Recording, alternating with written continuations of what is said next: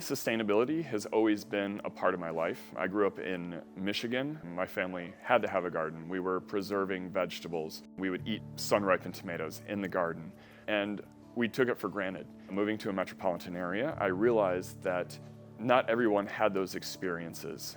So I was trying to bring those experiences that I've had to the forefront in the restaurant.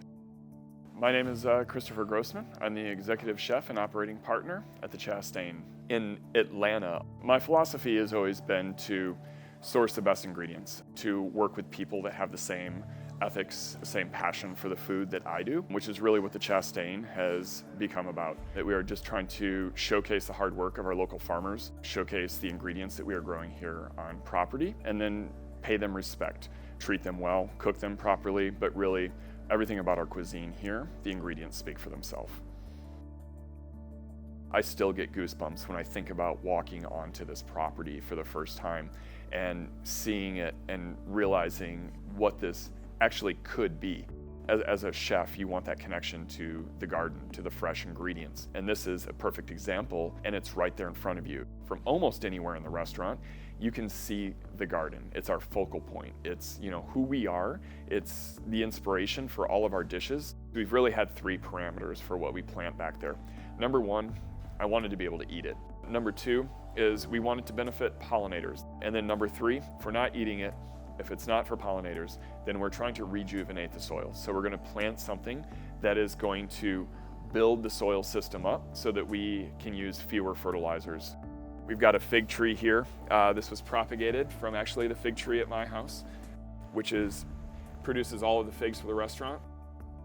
Our strategy for the garden is to pick and choose things that can complement, or pick a couple of things that we can do really, really well, and then go after those. My favorite story is basil. I love basil in the summer. It's one of my favorite ingredients. Right now we're growing 7 different varieties of basil in our garden. That's unheard of. You can't purchase that many varieties of basil just calling up somebody from a produce company. Our plan is to sustain the restaurant for basil for as long as we can for this growing season, which is no small feat for a restaurant of this size. Just for a couple examples, to make our pasta dough, we make a basil pasta dough. We have to pick almost a pound of basil leaves just to make 1 batch of dough. We can make 2 to 3 batches of pasta a day. We have a pesto chicken sandwich on our lunch menu, which is insanely popular. We're picking all of the basil for that, which is another pound or 2. And then we're picking basil on top of that to garnish dishes with. To be able to take something like that and focus on it and showcase it and do that well, I take a lot of pride in that. Here you go, Miriam. Thank you. Sit out there somewhere. Muchas gracias. My role as a chef is both making good food, but a lot of what I do is sourcing and working with people. I'm bringing people together. I am bringing all of these farmers together into one spot so that we can serve all of their hard work and everything that goes into it. Our small local farms are the backbone of the restaurant industry. If a farmer has a crop failure, and that was the inspiration for the dish, if something is no longer at its peak, we change our menu. We create a new dish, utilizing something, because typically when something's going out, something new is coming in.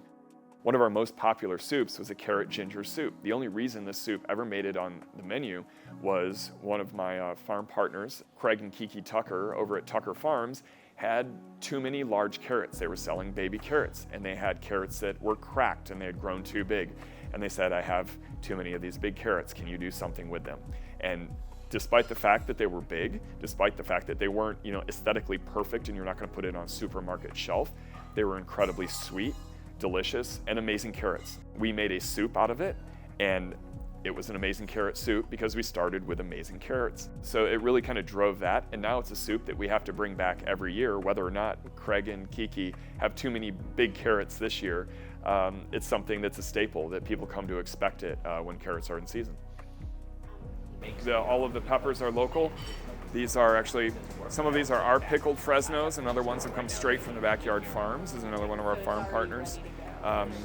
They've also grown these green peppers. These are Bill Yoder's heirloom tomatoes, Pearson's peaches. Our sustainable practices at the Chastain start with serving local ingredients that we can source locally. It tastes better, it is fresher, but it also takes less to get it here. A lot of our farms, we either use reusable packaging that they can take their crates back when they're done. Or, it's a lot different than packing things in bags, putting them in boxes, and then, shipping them in a truck or a train across country. Since day one, we've wanted to have as much compostable items for our carryout. We opened during the pandemic. We had a lot of carryout business. It sustained the restaurant and got us through all of that. As we've gone through the years and built out beyond the pandemic, we've tried to find ways, how can we expand upon that? But this year, our biggest goal was how can we reduce the number of cheap and expensive imported plastics, whether or not it was through carryout silverware, to-go boxes, deli cups, things that we use in the kitchen. I see the amount of trash that a restaurant produces on a weekly basis, and it was really mind-blowing to me. Trying to find new ways to reduce that impact. We've hired a company called Compost Now that helps us on a larger scale compost things that we wouldn't be able to. I'm glad to say we are recycling all of our glass now too, that a restaurant produces a lot of glass. We've got wine, we've got broken glasses. So to be able to reduce that and see the impact that that has on a weekly basis is amazing. Being sustainable, the frustrating part about that is that it is not easy. It is not inexpensive. These choices that we're making, almost all of them come at a significantly higher cost, and it also comes with more work. But how do we help more restaurants become more sustainable when restaurants are running at such a small profit margin? And what I am proposing and what I'm asking people to do is it's going to cost more to actually be able to serve and do what we're already doing. The idea is that in the long run, we're going to be better off. Doing okay, Will? Yeah? It's probably 2 sounds, right? I am happy to represent the MICHELIN Green Star for sustainability.